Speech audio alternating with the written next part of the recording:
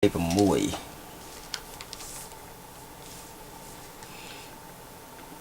ែលអ្នករាល់គ្នាក៏នៅក្នុងពួកអ្នកទាំងនោះ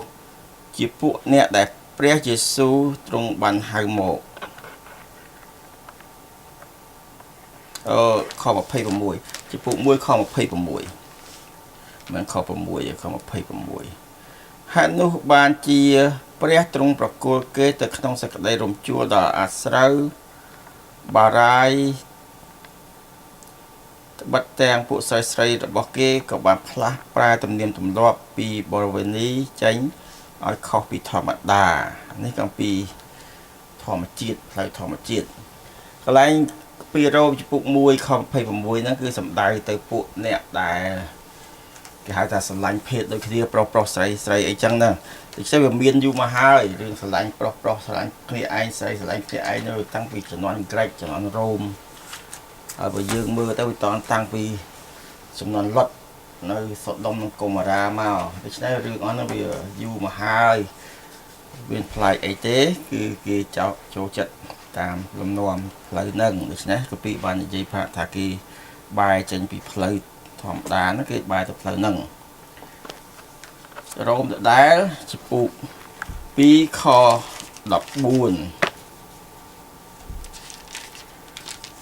ហើយឥឡូវឮសូថាស្រុកខ្មែរនេះគឺរីកចម្រើនណាស់ខាងហ្នឹងខាងប្រុសស្រឡាញ់ប្រុសស្រីស្រឡាញ់ស្រីគេមានទង់ជាតិអីគេ Rainbow Flag អីហ្នឹងគេឆ្លងតាមទៅដល់ស្រុកខ្មែរហើយដល់លឿនណារឿងចឹងលឿនណានិយាយទៅយើងថាយើងប្រកាន់យើងមិនរាប់រកគេយើងអើពើហ្នឹងរឿងទុកសិនចាស់2:14ពីព្រោះកាលណាពួកសាសដតីដែលគ្មានក្រឹតវិន័យគេបានប្រព្រឹត្តតាមក្រឹតវិន័យពីបវេនីដែលពួកដែលគ្មានក្រឹតវិន័យនោះឯងគឺជាក្រឹតវិន័យរបស់ខ្លួនវិញដូច្នេះនៅក្នុងសង្គមមនុស្សតែតែមានច្បាប់មានការគោរពមានការប្រព្រឹត្តតាមប្រពៃណីទំនៀមទម្លាប់ច្បាប់ក្រឹតវិន័យ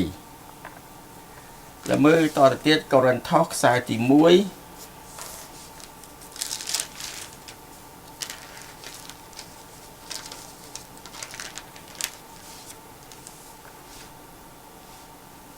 ចំពុក11ខ12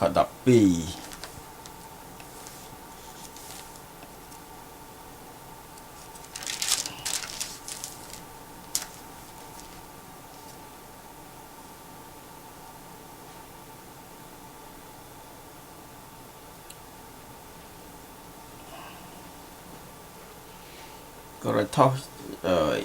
ចំពុក11ខ14តើធម្មតាលោកមិនបង្រៀនអ្នករាល់គ្នាទេឬអីបើបរោះទុកសក់វែងនោះជាការបង្អាប់ដល់ខ្លួននេះធម្មតានិយាយពីធម្មតាទម្លាប់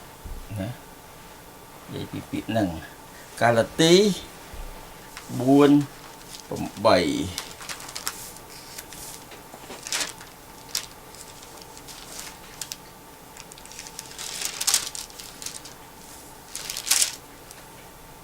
នៅវេលានោះអ្នករាល់គ្នាមិនទាន់ស្គាល់ព្រះ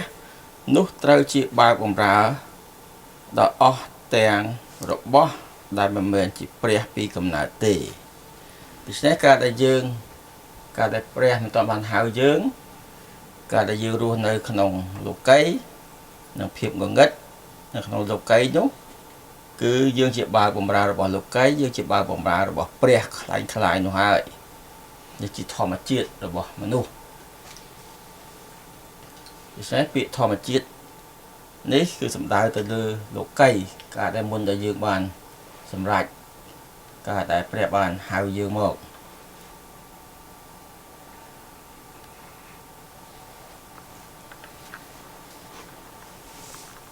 แล้วយើងមើលទៅពេត្រុសខ្សែទី2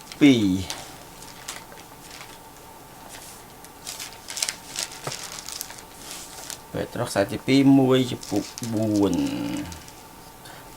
ខ្សែទី2ចំពុក1ខ4 Petrus ខ្សែទី2ចំពុក1ខ4ដែលដោយសារសេចក្តីទាំងនោះទ្រង់បានប្រទានសេចក្តីសន្យាដ៏ធំបំផុតហើយពិសេសផងមកយើងរាល់គ្នាដើម្បីឲ្យអ្នករាល់គ្នាបានចំណាយជានិស្ស័យនៃព្រះដោយសារសេចក្តីសន្យានោះឯងដោយបានរួចពីសេចក្តីពុករលួយនៅក្នុងលោកីនេះដែលកើតអំពីសេចក្តីប៉ងប្រាថ្នាដូច្នេះលោកីគឺបង្ហាញអំពីសេចក្តីប៉ងប្រាថ្នាអំពីការដែលជីវិតចាស់របស់យើងហ្នឹងគឺនៅក្នុងលោកីហ្នឹងដូច្នេះទីគឺធម្មជាតិរបស់មនុស្សហ្នឹងជាលោកីហ្នឹងនេះនៅក្នុងកាពីសញ្ញាថ្មីបានបញ្យល់វាអញ្ចឹងឥឡូវយើងមើលទៅក្នុងកាពីសញ្ញាចាស់តើកាពីសញ្ញាចាស់ប្រើយ៉ាងម៉េចបានន័យយ៉ាងម៉េច natural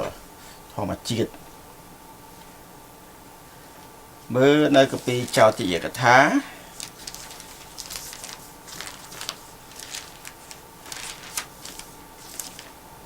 ចំពុក3434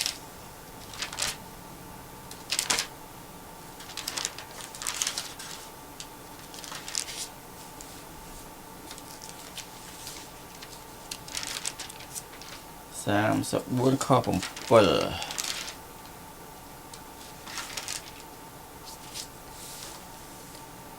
មេរៀននេះខ្ញុំបកប្រែចេញពី Bible Dictionary ទេមិនមែនចំណុចខ្លួនឯងទេ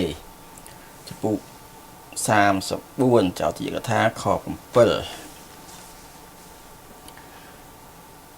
កាលម៉ូសេស្លាប់ទៅនោះបានអាយុ120ឆ្នាំហើយតែភ្នែកលោកមិនខ្សោយហើយកម្លាំងមិនបានអន់សោះនេះនិយាយអំពីសន្តានធម្មជាតិរបស់លោកម៉ូសេស្លាប់ណាទៅនោះអាយុ120ឆ្នាំហើយតែភ្នែកលោកមិនខ្សោយហើយកម្លាំងមិនអស់ដែរដូច្នេះលោកធម្មជាតិរបស់លោកម៉ូសេនៅខ្លាំងនៅឡើយពាក្យ Hebrew ប្រើថា leech moist full of សាបសំដៅទៅ physical គឺកម្លាំងសម្បទានកម្លាំងរបស់លោកម៉ូសេគឺនៅខ្លាំង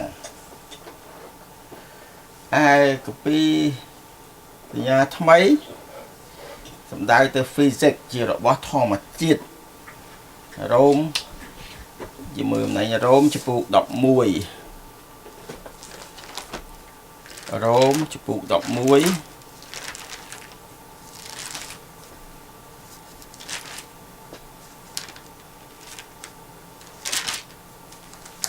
ខ21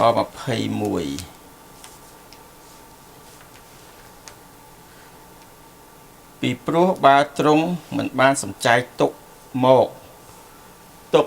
នៅមកកំណើតនោះក្រែង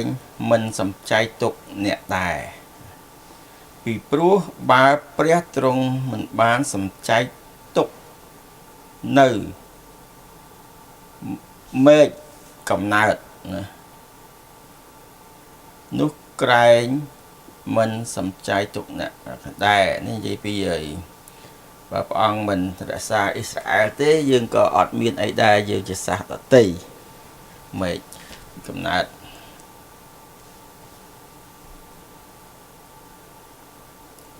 ខ24មួយទៀត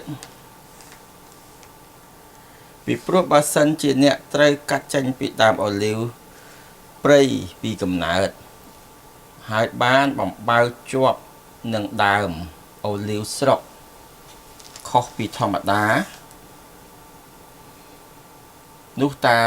មេឃកំណើតទាំងនោះនឹងបានបំបើជាប់នឹងគុលកំណើតរបស់វាលើសជាងអំបាមានទៅទៀតនេះនិយាយអំពីអ៊ីស្រាអែល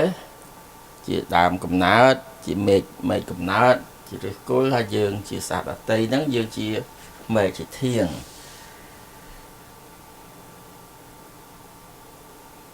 ដូច្នេះនៅក្នុងកាពីរ៉ូមហ្នឹងប្រើពាក្យថា Psychikos ពាក្យក្រិចនេះមើលទៅចំពុក1ខ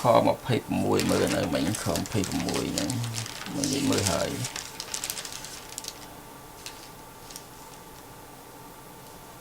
26ហ្នឹងតែចេះគឺសំដៅទៅពួកសត្វពួករូបកាយអីទាំងអស់ហ្នឹងកូរិនថូសខ្សែទី1ចំពុក1511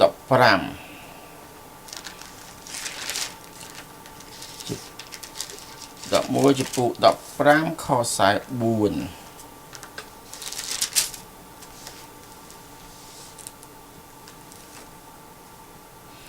បានកប់ទៅជារូបកាយខាងសាច់ឈាមតែរស់ឡើងជារូបកាយខាងវិញ្ញាណវិញ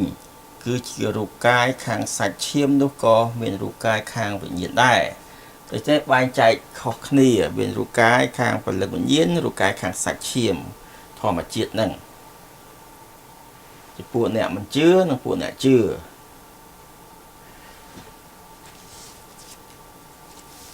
កូរិនថូសចំពុក